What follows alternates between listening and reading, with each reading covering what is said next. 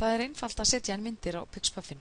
Þið farið í myndirnar mínar, veljið setja inn myndir, því næst er valin ljósmyndari og deild og svo er smellt á næsta skref.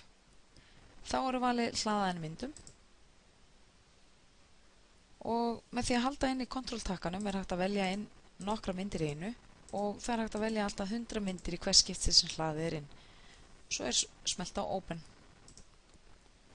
Við hingrum á meðan að myndirnar hlaðast inn og smellum svo á merkja myndir.